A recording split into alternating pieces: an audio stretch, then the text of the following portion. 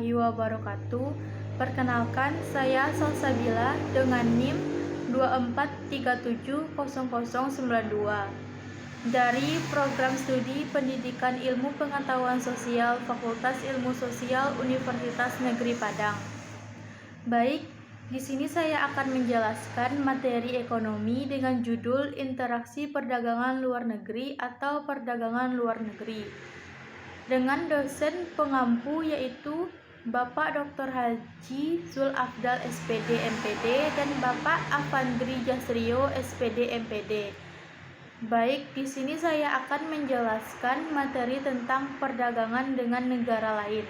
Perdagangan dengan negara lain atau perdagangan internasional adalah aktivitas jual beli barang atau jasa antara negara-negara. Perdagangan internasional dapat dilakukan melalui berbagai jenis kegiatan, seperti ekspor, impor, barter, dan konsinyasi.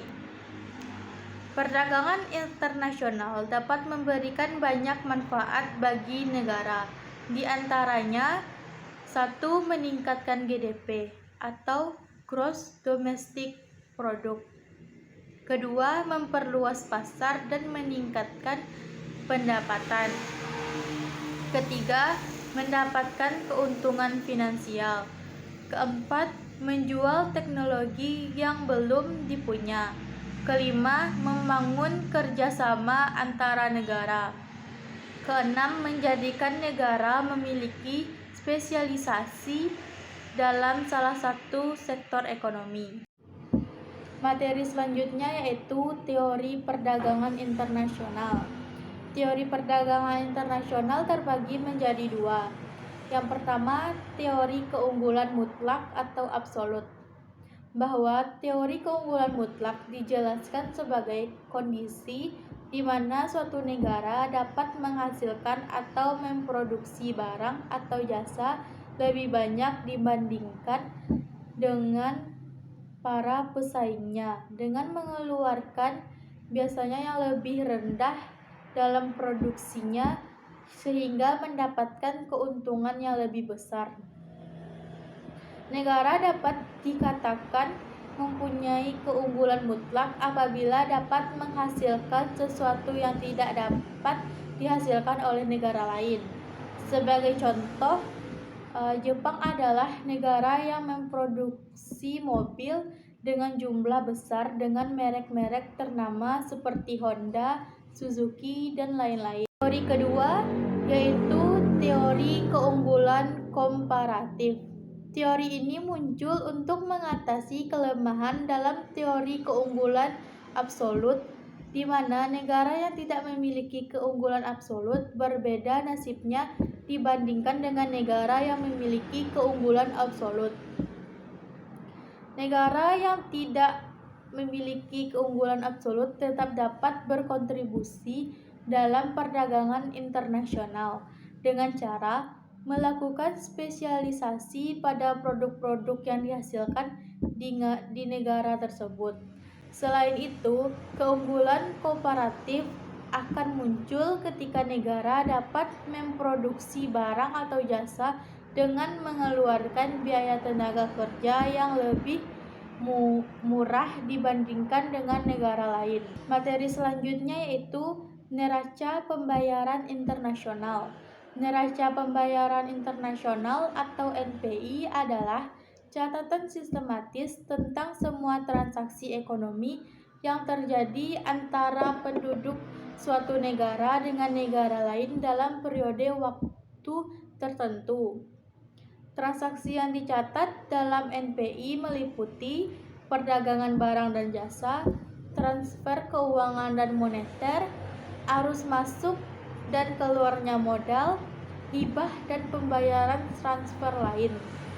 NPI atau neraca pembayaran internasional merupakan indikator fundamental perekonomian suatu negara karena berkaitan dengan kemampuan negara dalam menyerap devisa dan pembayaran luar negeri. NPI terdiri dari dua sub neraca, yaitu transaksi berjalan dan transaksi modal dan finansial.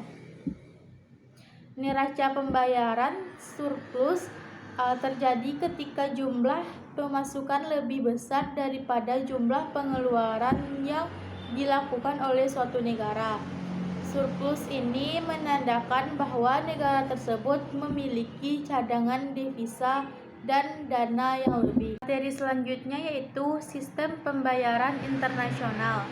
Sistem transaksi internasional sering disebut dengan sistem pembayaran internasional.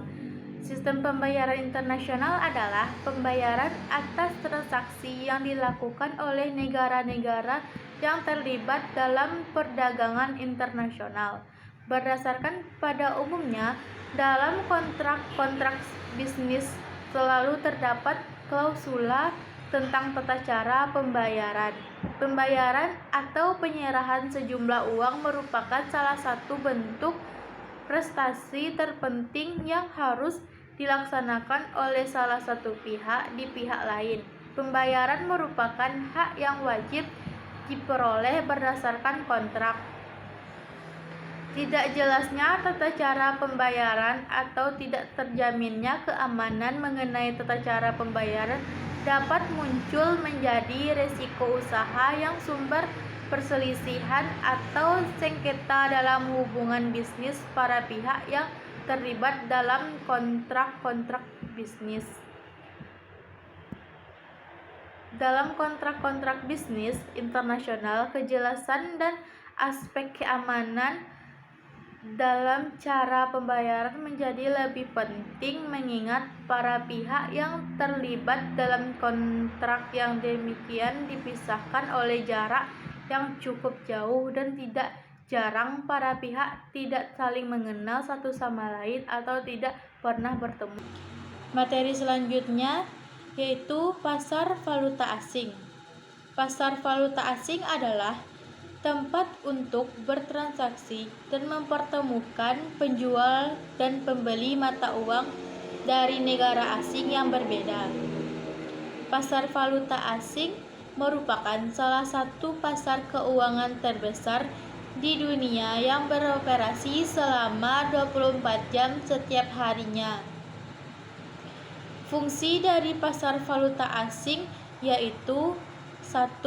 Transfer daya beli, 2. Menyediaan kredit, 3. Minimalisasi risiko valuta asing. Peran dari valuta asing dalam perdagangan internasional adalah untuk memperlancar transaksi keuangan lintas negara seperti ekspor dan impor. Valuta asing atau falas adalah mata uang asing yang diakui dan diterima oleh negara lain. Falas berfungsi sebagai alat pembayaran yang sah dan dipercayai oleh kedua belah pihak. Materi terakhir yaitu kebijakan perdagangan internasional. Kebijakan dari perdagangan internasional adalah tindakan yang dilakukan oleh pemerintah untuk mengendalikan arah, komposisi, dan struktur perdagangan antar negara-negara.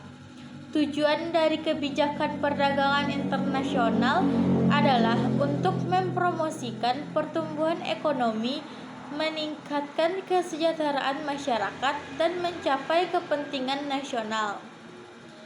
Dalam menjalankan kebijakan perdagangan internasional, pemerintah biasanya bekerja sama dengan lembaga-lembaga terkait seperti Kementerian Perdagangan dan lembaga pengawasan perdagangan kebijakan perdagangan,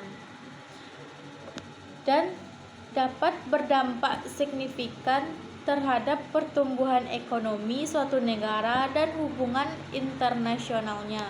Sekian penjabaran materi yang dapat saya jelaskan. Assalamualaikum warahmatullahi wabarakatuh.